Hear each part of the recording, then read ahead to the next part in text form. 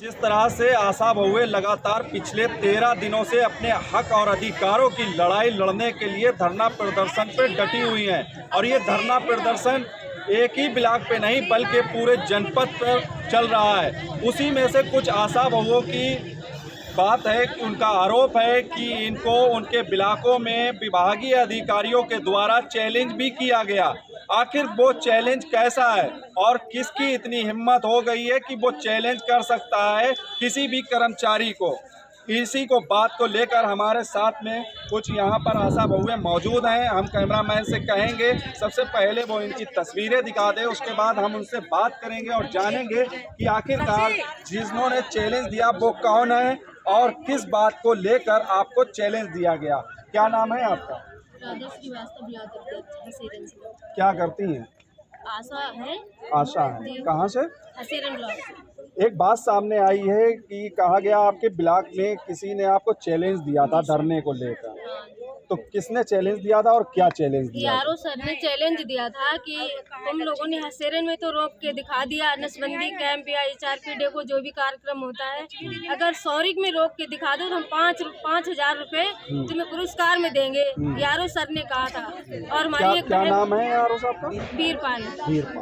फिर आप लोग जब रात हो गई तो रात होने में हमारी बहन जी हैं, उनका फोन आया कि 8 बज रहे हमारे, तो वहाँ पे मतलब समस्या में फंसी हुई थी। तो हमने कहा सर कहाँ रह गई, तो हमें नहीं मालूम है। तो हमने सर जो आपने चैलेंज किया था वो चैलेंज आप पूरा कीजिए, क्योंकि जो कल काम सौरिक का था वो हम लोगों ने नहीं करने दिया।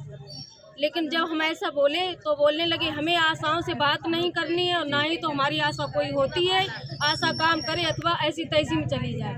अच्छा, आप जिसके अंडर में काम करते हैं, आशा बहुएं जिन अधिकारियों के अंडर में काम करती हैं, वो अधिकारी काम से हैं थोड़ा कौन से हाँ हेलो कौन से विभाग हैं? क्या कौन लोग आप लोगों को हैंडल अरे करते हम हैं? थोड़ा काम से देखो हमारा काम इन लोगों से नहीं होता है, अधिकांश हमारा जो बाहर है, अधीक्षक साहब है। अच्छा, आपको चैलेंज दिया, चैलेंज के बाद आप लोगों ने क्या? हाँ, अच्छा अब हम आधा घंटा मैंने हसीरन में कोई भी नसबंदी कैंप नहीं होने दिया, तो हमारे सर तो कुछ नहीं बोले कि आप लोग धरना रख रहे, ठीक है आपको जो लगे उचित वो करो। तो ARO सर है वो वीरपाल के, वो हमारी सारी आशाओं के सामने आके बोले कि तुमने हसीरन रुकवा दिया, CMO की बात अलग छोड़ दो, और ये डॉक्टर निर्मल साहब हम नहीं है, आप सौरिक में आके देखिए मेरे 25 केस है, अगर तुम रुकवा दोगी तो मैं 5,000 रुपया पुरस्कार देंगे। हमने कहा ठीक है, हम लोग चले आए।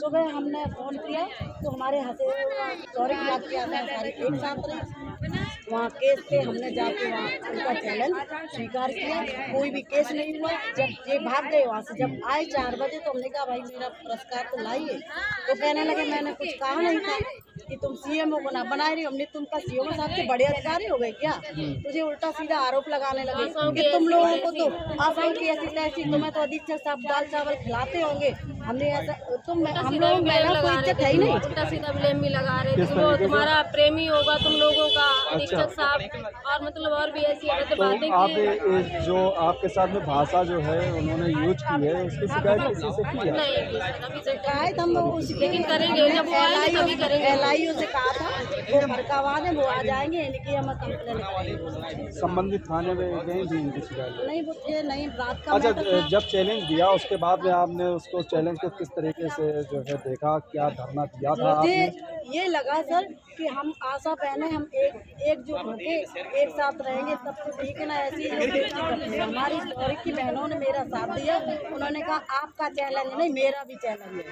देखिए, कैमरे पे हम कहना चाहते हैं, अपने बाप की बकौती समझने वाले वो अधिकारी कान खोल कर सुन लें कि आशा बहुएं जो घर घर जाकर और लगन और मेहनत के साथ में उन लोगों को सेवा देने का काम करती हैं जहां आपकी नज़र भी नहीं पहुंच सकती है। आपको बता दें, ऐसी ऐसी सक्रिय गलियों में ये आशा बहुएं पहुंचती हैं और वहां से प्रसव पीड़ा की महिलाओं को लेकर स्वास्थ्य विभाग तक आती हैं और तब तक उनके साथ में ये बनी रहती हैं जब तक वो पूरी तरीके से सही नहीं हो जाती हैं, स्वस्थ नहीं हो जाती हैं, जब तक ये अपनी पूरी बाखूबी जिम्मेदारी निभाती हैं।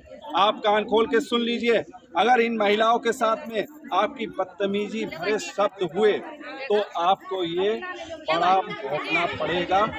किस तरीके से देखती हैं उनकी बदतमीजी को?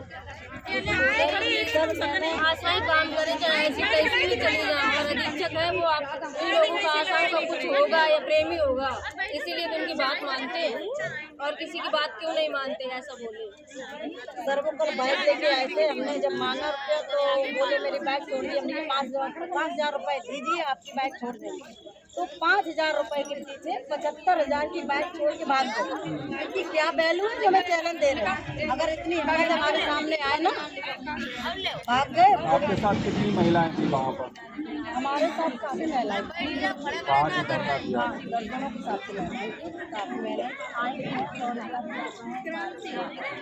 वैसे उनको पता अच्छा, आरओ साहब की जो शिकायत है सीएमओ साहब से वगैरह किसी से डायरेक्ट दावाएंगे हम लोग, वही पहुँच जाते हैं। वो लोग बेइज्जती का बदला बेइज्जती देगा। उछाल रही टीचर, हम लोग की इज्जत है ही नहीं क्या?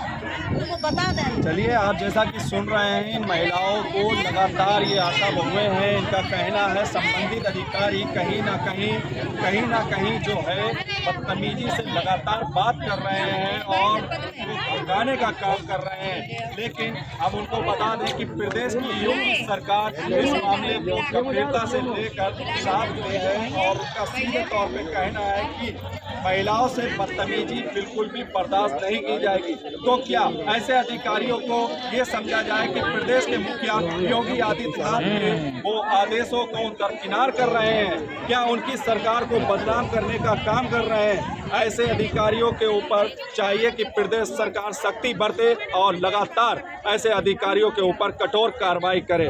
KN Live 24 के लिए आलम कुरैशी।